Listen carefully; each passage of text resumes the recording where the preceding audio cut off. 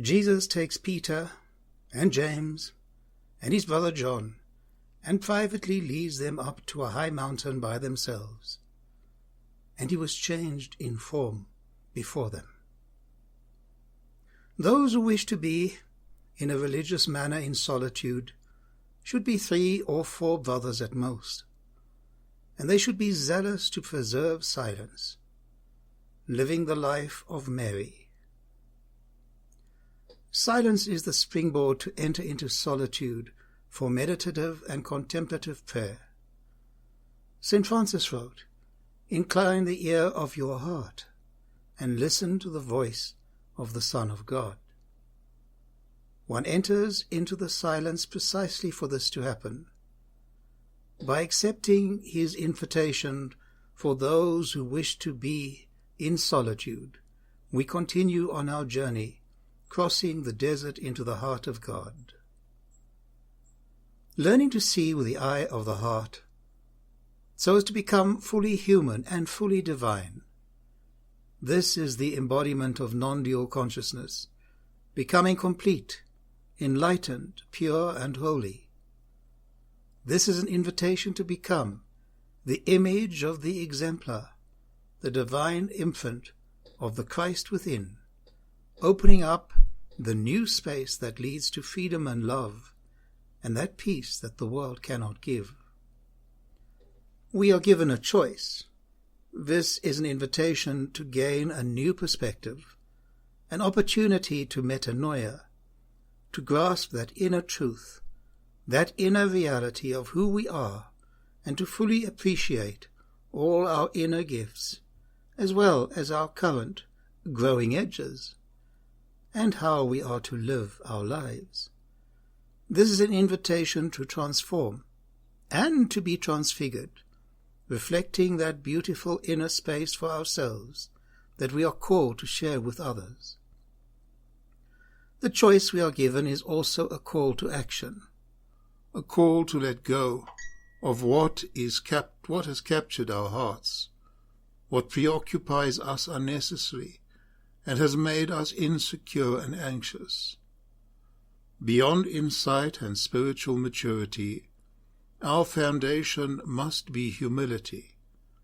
This is the wisdom that recognizes that the light is within us, stands in awe, yet recognizes that we are not the source of that light. It is only by this process of kenosis, emptying ourselves, that we come to understand that our learning must begin again. Without this humility, our sense of perspective will always be skewed, and our gratitude subverted beneath entitlement. It is with this humility that our knowledge becomes transformed into wisdom, and the ability to differentiate between unnecessary suffering and that pain that must always accompany transformation. This is the wisdom to face and to understand all our worldly defenses and avoidance strategies against pain, all that has become a block to our transformation, a block to our own transfiguration. As Jesus was accompanied by a trusted friend, and as St. Francis admonished his followers, we also require a trusted circle of friends to hold up the mirror that reflects who we are and who we are becoming. Robert Wick supplies us with a list of those beautiful spaces in our inner life that humility dramatically opens up for us.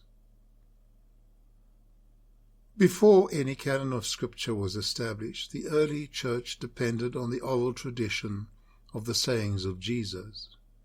The desert fathers and the desert mothers who followed Jesus crossing the desert have also given us a rich tradition of sayings that accompany us on our own journey. The brothers in Syrtis once met and began to discuss Melchizedek the priest, but they forgot to ask Corpus to come. Later they summoned him and asked him what he thought about the question. He struck his mouth 3 times and said, "Alas for you, Corpus! You have left undone what God commanded you to do, and you have dared to inquire into things that he did not ask of you."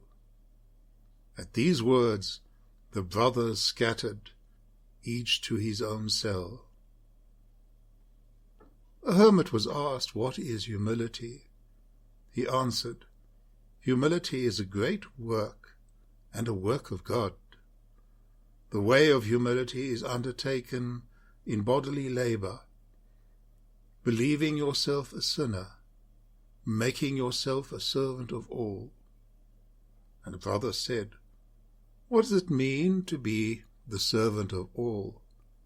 He answered, "To be the servant of all is not to look at the sins of others, but always to look at our own sins and to pray to God without ceasing. The Lord grant you peace."